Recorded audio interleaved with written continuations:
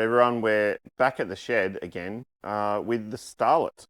So it's been a while since I did any Starlet videos, and recently I've been having a bit of a drive of the Starlet. It mostly sits at home waiting, being looked at like a piece of art.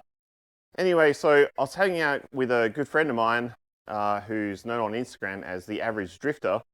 We were working on his KE70 Corolla, and we did a few laps in this Starlet-shaped coffin, and afterwards I had a few starting issues with it, and then I went to McDonald's drive-through and hilariously, and not like much of an adult, stalled my car in the McDonald's drive-through, and then found out that my battery was collapsed.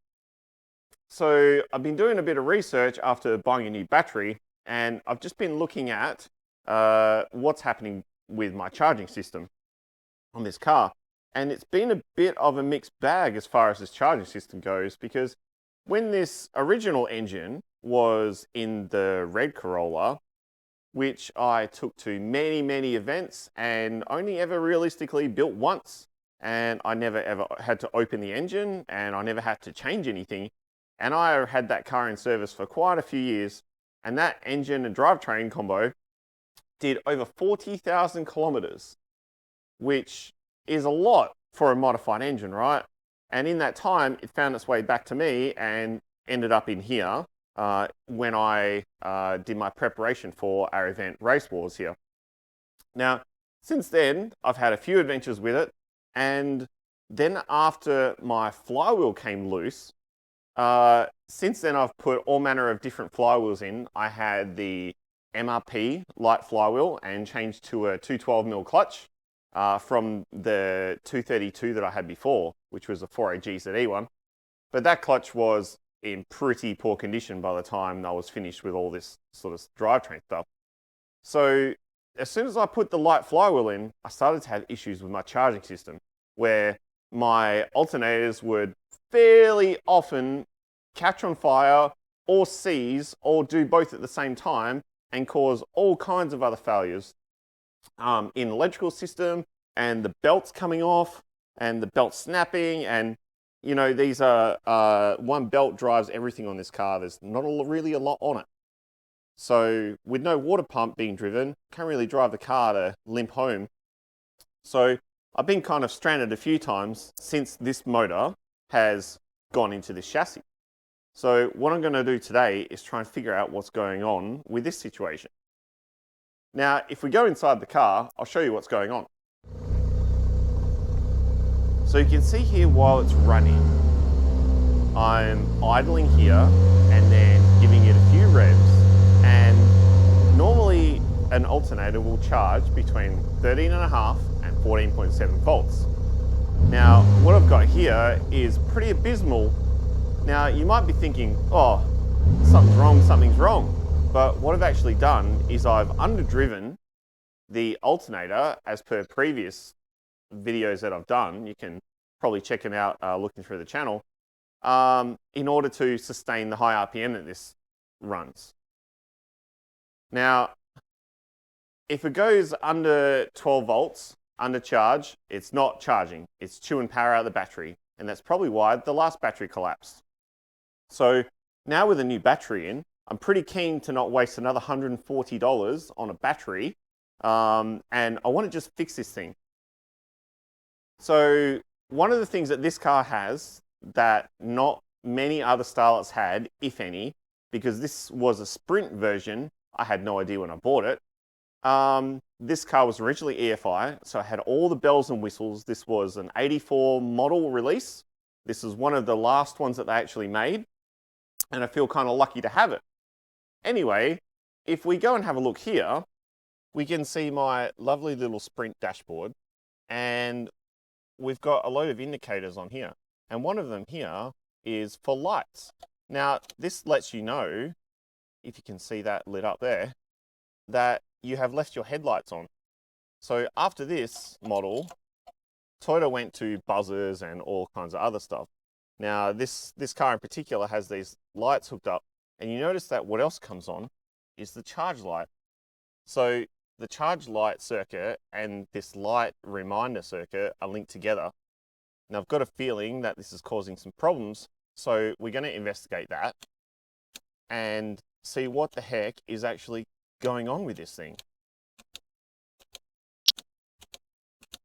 Okay, so let me show you what I'm up against.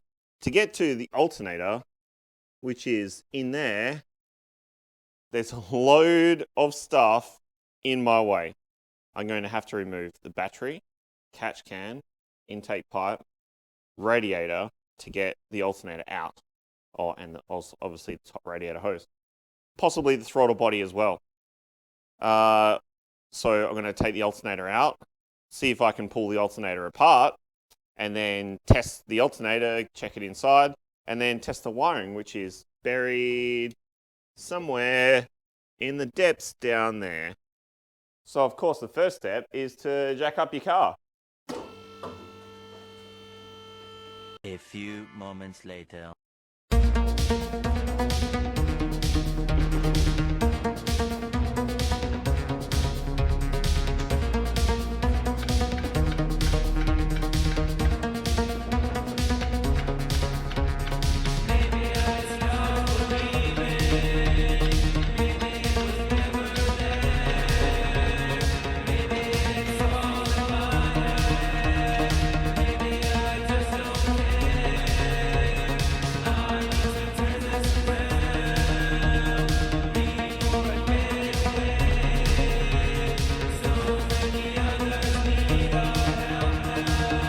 So now that we got the egg cracked open, we can have a look inside what's going on with the actual alternator.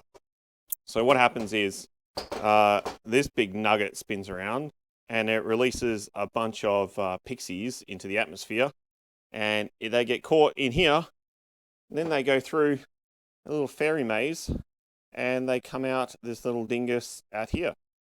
That's the most technical explanation anyone could possibly have about an alternator, really. So what happens is the guy spins around there, and then there's two brushes, which are these guys right there, little sprung guys, and all the electricity passes through there to this diode board and the voltage regulator. And it all looks good, like physically looks good. Electrically, it looks good. I just did a bunch of tests on it and it looks good. So I might replace the brushes, that would help. And down here, the face on this is pretty terrible. It's pretty chopped up. So I might just polish this face and new brushes and then put this back together. So now I'm just going to have to look at the actual wiring on the car and make sure the wiring's good and see if that light reminder circuit is not interfering with anything at all. And we'll get to the bottom of that.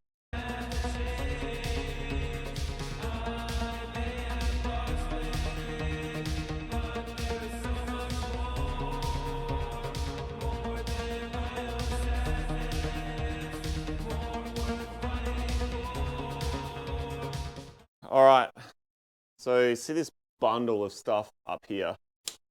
This is the wiring adapted to the charge system, and it's, for lack of a better term, pretty shit. So that's part of the charge system there, and well, that guy's not. You can go away. So I've got a load of stuff here. So this is the earth lead, and there's all this extra junk here. So this goes to the alternator. So it's part of the factory harness there. And I've got a bunch of stuff tapped in, and yeah, it's sort of working as other stuff. So really, if I was really smart, I would have fixed this stuff before when I had the motor out last, but I didn't because I'm not. So yeah, I'm just going to pull this apart, trace the wiring back, and see if it's solid. And if not, then I'm going to have to start looking inside the car where the charge light sort of stuff is, and go from there. All right, so I've taken the dashboard out, the gauges, and as you can see, there's still everything in the car is really good condition. So if I flip it over, instantly, now keep in mind that I have not dug in this dash before. I've not sort of been in here. So our light indicator was here, second one over, and our charge indicator is here, second one over. So when the alternator loses charge, the light warning also comes on. So this one is going to be our light warning, this guy here, and then second over is our charge system warning. Now, let me just get a texter and we'll map this circuit out. So, got this guy here and this guy here. Let's see where they go. So this is just a printed circuit board, but it's flexible. So let's start with this one. We're going over here, around the outside. Okay, we've got a diode that bridges here to the lights. So that lets us know that the lights are on. So this one goes up here, over here to this other light, then up over here to this other light. Let me guess, it goes around here to this light. And then that light goes over to this pin on the dash plug. Now, if you look closely here, this light one, the other side of that, where it goes over here, trace it, trace it, trace it. Oh, it's at our charge light. Okay, so that's one side of that. And if we look really closely in there, I'll try to take a picture right now. There should be a diode there. And what a diode does, it's a one-way valve pretty much for the electricity and stops the electricity flowing back, which in a circuit like this can cause this circuit to have problems with this circuit because they are linked. So where else are we going? So we want to go here, follow this guy around, up here. Okay, so we're going up to that pin there. So we've got this side and this side, and that's what controls our charge circuit. And I guess that this would have something to do with that. Probably the positive for the feed for the light. And what happens is it goes through here, and this is the L on your alternator, which is the light. So that's what turns the light on. So let's see if we can maybe modify this wiring and put it back to how it was, and run this guy back to that plug pin position with a diode this time, and hopefully that might make a bit of difference.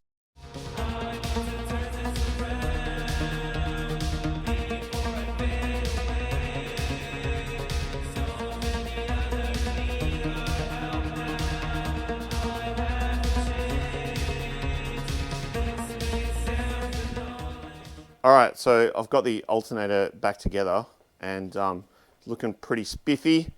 I've given myself a bit of insurance in cleaning up this face and the face on the other side. Make sure it's properly grounded after painting, because a power circuit doesn't work without ground, right? Okay, so what I'm going to do is take it to a buddy of mine and we're going to put it on a test bench and make sure it works.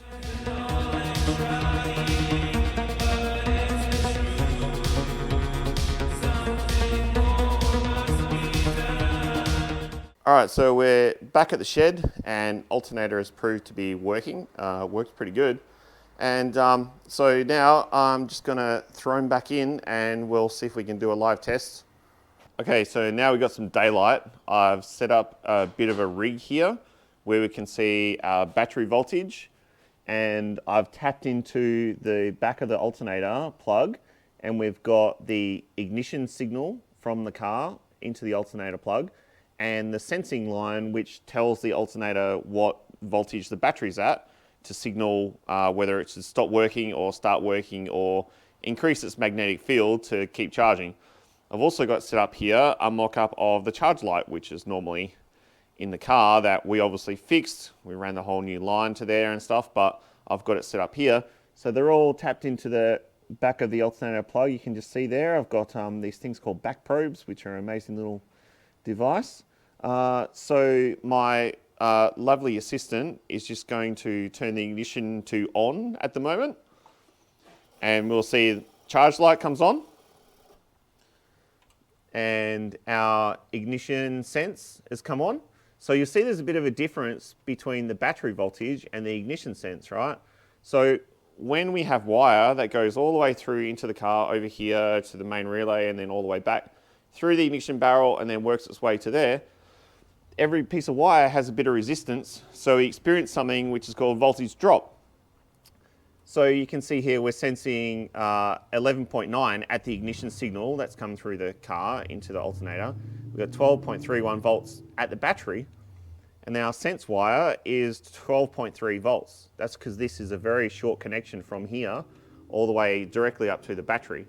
That's why you have B and S linked together when you wire an alternator. So we're just going to fire it up now. The engine's cold. So it's going to be a little bit grumpy, but we'll see what happens to the charge voltage now that we've done these modifications. Kicking in the guts.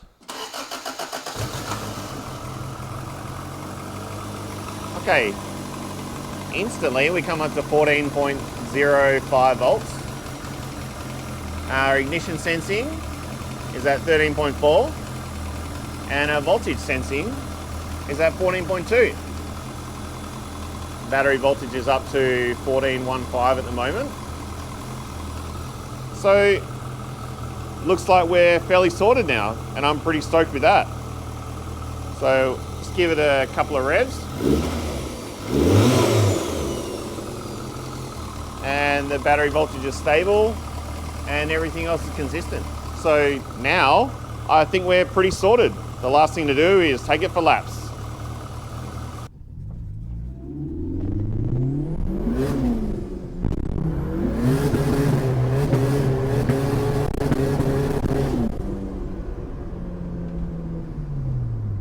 Punch up by another 34 kPa. I think it's like 34 fucking something duty, something. They're like arbitrary, the numbers. But like that just translates to like the output of the valve. Yeah, You know what I gotcha. mean? So I don't actually know like what the numbers like actually